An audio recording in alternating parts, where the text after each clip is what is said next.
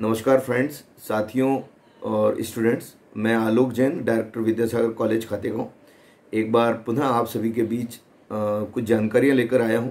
यह जानकारियां जो ओपन बुक एग्ज़ाम होने वाली है उससे रिलेटेड है और इस वीडियो को आप शुरू से अंत तक ज़रूर देखें, क्योंकि इसमें कुछ विशेष बातें हैं, सावधानियां हैं जो आपको इस एग्ज़ाम के समय पर ध्यान रखना है। सबसे पहले तो आप सभी को जैसा विदित है कि इस वर्ष गवर्नमेंट के नियमों के अनुसार ओपन बुक एग्ज़ाम होगी फाइनल ईयर के स्टूडेंट्स की, अर्थात आपको अपने घर बैठकर ही प्रश्न पत्रों को सॉल्व करना है और उनके आंसर्स एक कॉपी में लिखकर सबमिट करना है।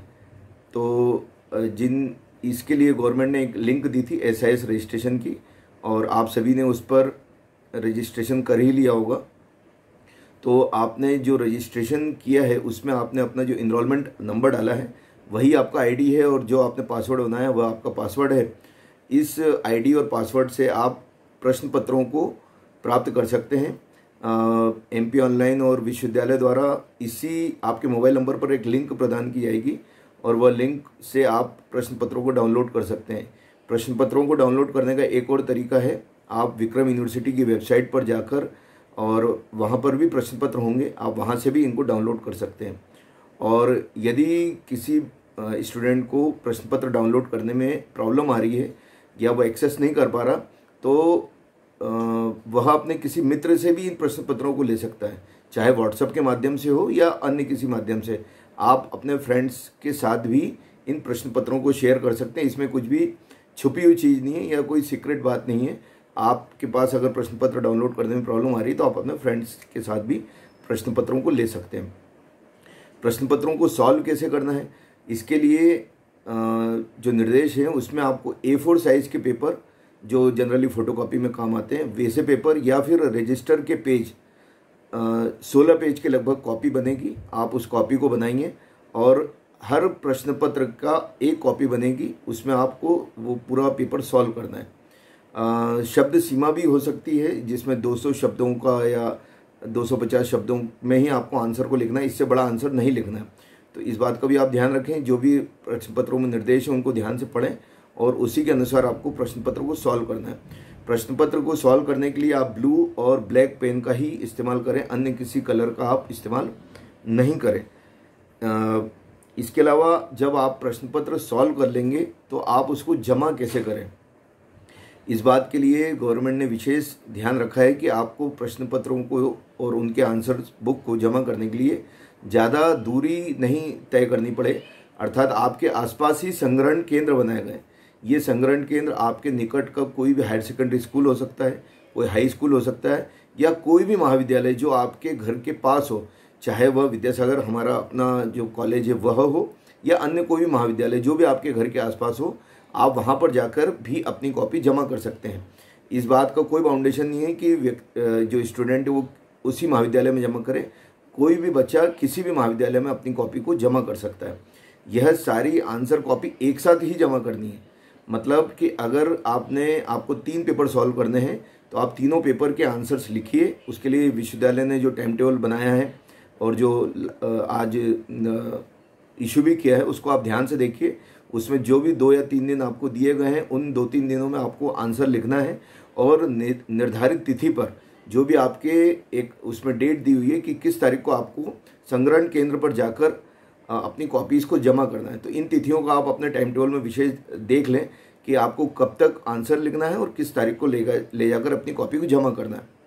यदि कोई छात्र किसी कारण से संग्रहण केंद्र तक नहीं जा पाता है तो वह डाक से भी अपनी कॉपियों को भेज सकता है, ये भी एक सुविधा प्रदान की गई है।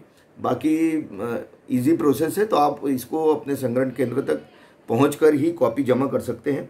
एक विशेष चीज़ आप सब ध्यान रखें कि जो एडमिट कार्ड आपको एग्ज़ाम के टाइम मिला था या आपने नहीं ले पाए थे, तो आपके महाविद्यालय में हो सकता है कि वो एडमिट कार्ड रखा हो, वह आपको एडमिट कार्ड की कॉपी प्रत्येक आंसर कॉपी के ऊपर लगाना है। मतलब जो आपके एडमिट कार्ड आपको मिला है वह हर आंसर कॉपी के ऊपर लगेगा। अगर 5 आंसर कॉपी हैं तो 5 पर आपको वो लगाना है। उसमें आपका रोल नंबर बाकायदा लिखा हुआ होता है, इनरोलमेंट नंबर लिखा होता है, तो उसमें गलतियों की गुंजाइश कम हो जाती है और जो आप लिखेंगे वही उसी अनुसार आपकी कॉपियों के ऊपर आपको वो स्टेपल करना है, लगाना है और उस कॉपी को जमा करना है। एक और बात है कि विश्वविद्यालय ने एक प्रारूप जारी किया है, वह प्रारूप की कॉपी भी आप कॉलेज से ले सकते हैं या व्हाट्सएप पे हम भी उसको डाल देंगे। आप उस प्रारूप को भी निकालें, वह आपका फ्रंट पेज होगा।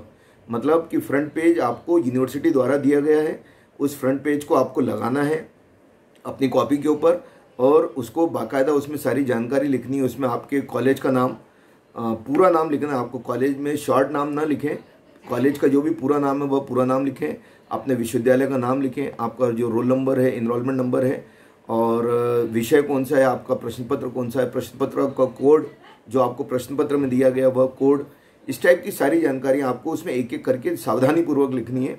और इसको लिखने के बाद आपको वह पेज को सबसे ऊपर लगाना है फ्रंट पेज के रूप में, और अलग अलग कॉपियों के ऊपर फ्रंट पेज और ये जो आपका एडमिट कार्ड है वह लगाकर सारी कॉपियों को एक साथ बंच बनाकर आपको अपने संग्रहण केंद्र पर पहुंचाना है।